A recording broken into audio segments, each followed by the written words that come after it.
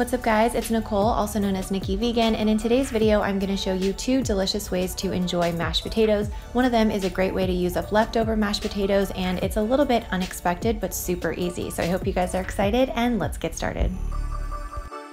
I'm going to start by making my scallion, chive, and garlic mashed potato recipe. And for this, you're going to need about 10 medium-sized potatoes. And of course, you can use any kind of potato that you like or that you have on hand. But I recommend using Yukon Gold if possible, just because I think they have a really nice creamy texture and a very thin skin, which I find is very easy to peel. So I'm going to peel the potatoes, chop them into bite-sized pieces, and add them to a very big pot. Add a half a teaspoon of sea salt and bring this to a boil. Once the potatoes are fork tender, I'm going to go ahead and drain the water and add some finely chopped scallion, chives, and parsley. I'm also going to add 4 ounces of vegan cream cheese. This is going to create a really creamy, smooth mashed potato and offer a little bit of tang. And then I'm going to season generously with salt and pepper. Then I'm going to add 1/3 cup of unsweetened almond milk, mash roughly, and then add the remaining almond milk and cream this together with a wooden spoon. Then I just like to season to taste with a bit of salt and pepper, and this is ready to serve. This makes a large portion. It serves about 8 people, and the full recipe is written out in the description box below for you. And if you happen to have leftovers, a great way to use them up is to make these cheddar stuffed mashed potato balls. They're so fun and actually very easy to make.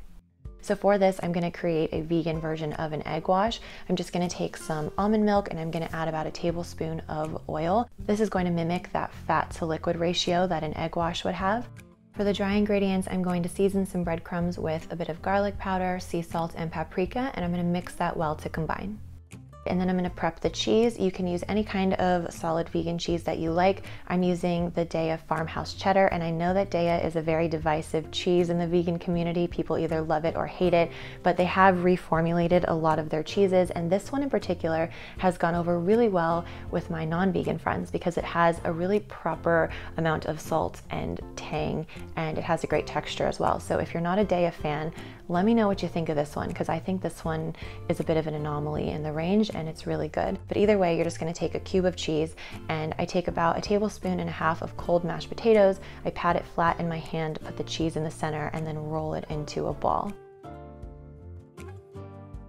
You could also add something like vegan bacon bits, or you can kind of see where I'm going with this. There are a lot of different ways to customize these potato balls and really make them your own, but I love having that cheesy center on the inside.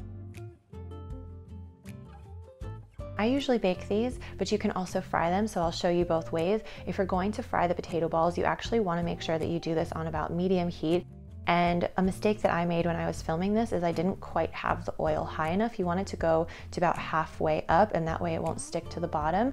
And then once it's golden brown, after probably 2 or 3 minutes, you can gently flip them over and then put them into the oven for about 5 to 10 minutes to make sure that everything is warmed through and the cheese gets nice and melty.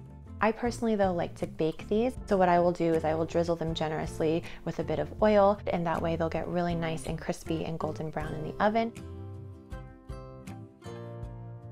I have the instructions for both written out in the description box below, as well as both of the recipes, so make sure you check that out if you're going to be recreating this at home.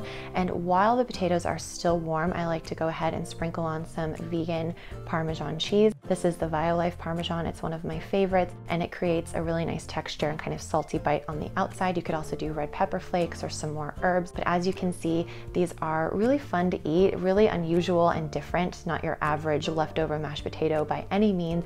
And the inside is filled with that really delicious cheese, and these are so good. So I'm so excited for you to try this recipe. If you create the mashed potatoes or the mashed potato balls or both, let me know on Instagram by tagging me in a picture. And if you're not subscribed to my channel already, I would love to have you as a subscriber. So go ahead and hit that subscribe button, and I will see you guys in a video very soon. Happy holidays.